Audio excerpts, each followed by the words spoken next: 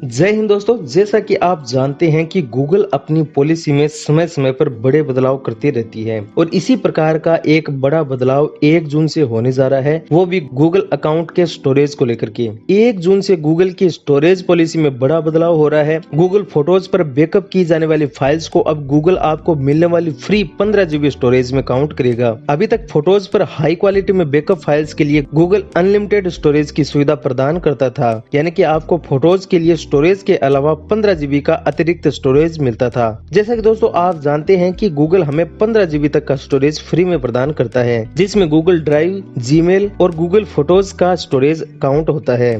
तो एक नया बड़ा बदलाव होने जा रहा है। तो हमारे दिमाग में कई प्रकार के सवाल आ जाते हैं, जिनमें पहला क्वेश्चन यह बनता है कि यह बड़ा बदलाव क्या होने जा रहा है। अगर यह बदलाव होता है तो इसके बाद गूगल इस्तेमाल करने का हमारा तरीका क्या होगा, कैसे आप गूगल पर स्पेस को मैनेज कर सकते हैं, एक्स्ट्रा स्टोरेज के लिए आपको कितनी कीमत चुकानी होगी। इन सब क्वेश्चन के आंसर हम इस वीडियो में प्राप्त करने की कोशिश करेंगे, तो इस वीडियो को अंत तक जरूर देखना। सबसे पहला हमारा क्वेश्चन है कि यह बड़ा जो बदलाव हो रहा है वह क्या हो रहा है।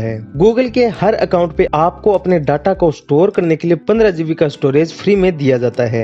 एक ही अकाउंट से आपको जीमेल, गूगल ड्राइव, फोटोज और गूगल की बाकी सारी सुविधाओं का लाभ दिया जाता है। फिलहाल गूगल फोटोज पर जो भी फोटो वीडियो आप हाई क्वालिटी में बैकअप करते हैं, उसे गूगल इस फ्री 15 GB स्टोरेज में काउंट नहीं करता है। अब तक ये था, लेकिन 1 जून से फोटोज पर बैकअप किए गए हाई क्वालिटी फोटोज और वीडियोस को भी गूगल 15 GB फ्री स्टोरेज में काउंट करेगा। यानी जीमेल, ड्राइव, फोटोज और बाकी सारी गूगल सर्विस मिलाकर के एक ही अकाउंट आपके पास रहेगा, जिसमें आपको सिर्फ 15 GB तक का स्टोरेज मिलेगा। इन सब के साथ ही 1 जून 2021 के बाद आप लगातार यदि 2 सालों तक गूगल के किसी भी सर्विस को इस्तेमाल नहीं करते हैं या 2 सालों तक डेटा लिमिट पूरी होने के बाद अपग्रेड नहीं करते हैं, तो गूगल आपके डेटा को डिलीट भी कर सकता है। एक एग्जाम्पल के तौर पे माने तो यानी कि अगर आप 2 सालों तक गूगल फोटोज का इस्तेमाल नहीं करते हैं, लेकिन आप गूगल ड्राइव और जीमेल का इस्तेमाल करते हैं, तो आपके फोटोज का डेटा डिलीट किया जा सकता है। यानी गूगल के जिन जिन प्रोडक्ट पर आप एक्टिव रहेंगे उनका डेटा ही सेफ रहेगा।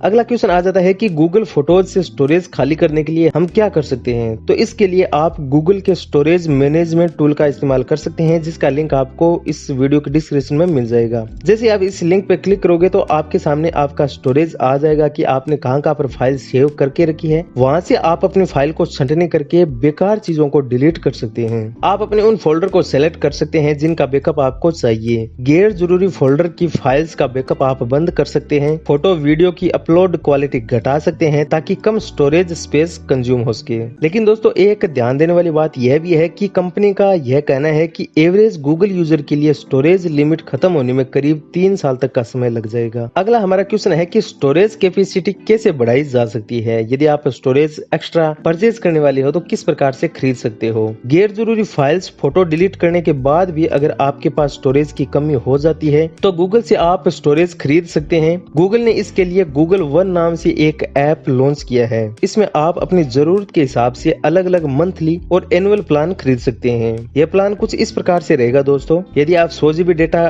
खरीदते हैं तो आपको प्रति माह 130 रुपए का चार्ज देना होता है। 200 GB पे 210 रुपए आपको भुगतान करना होता है। 2 TB पे 650 रुपए, 10 TB पे 3250 रुपए, 20 TB पे 6500 रुपए और 30 TB स्टोरेज खरीदने के लिए 9750 रुपए प्रति माह का भुगतान आपको करना होता है। अगला क्वेश्चन आ जाता है कि अभी गूगल फोटोज पर जो भी फोटो वीडियो है उनका क्या होगा। गूगल ने यह स्पष्ट कह दिया है कि 1 जून से पहले के डेटा को फ्री स्टोरेज में काउंट नहीं किया जाएगा। यानी 1 जून से पहले फोटोज पर जो भी डेटा आपने बैकअप करके रखा है उसे आपके 15 GB फ्री स्टोरेज में काउंट नहीं किया जाएगा। आप इन फाइल्स को डाउनलोड कर सकते हैं। हालांकि स्टोरेज फुल होने के बाद अगर आप इन फाइल्स को एडिट करेंगे तो आप एडिट फाइल डाउनलोड नहीं कर पाएंगे। अगला क्वेश्चन है कि किन लोगों पे इस बदलाव का असर नहीं होगा। तो ऐसे लोग जो गूगल का पिक्सल फोन इस्तेमाल करते हैं, इन पे इस नए बदलाव का कोई भी फर्क नहीं पड़ेगा। पहले से ही जो गूगल वन पर अपग्रेड कर चुके यूजर्स हैं, गूगल की बिजनेस सर्विस इस्तेमाल करने वाले यूजर्स, इन पे इस नए बदलाव का किसी भी प्रकार का कोई असर नहीं होगा। अब बात कर लेते हैं कि फिलहाल गूगल हमें फ्री स्टोरेज में क्या क्या प्रदान करता है और उसमें क्या क्या काउंट किया जाता है। जैसा कि आप जानते हैं कि आपको गूगल की तरफ से 15 GB स्टोरेज दिया जाता है। उसमें Google drive, Gmail, Google photos में स्टोरेज होने वाली फाइल्स काउंट की जाती है। अब गूगल ड्राइव में कौन कौन सी ऐसी फाइल होती है जो इस स्पेस के तहत आती है, तो इसके अंदर फोटोज, वीडियोज और डॉक्यूमेंट्स आते हैं और ट्रेस के अंदर जो फाइल्स हमने डिलीट की है वो भी इसके तहत आती है।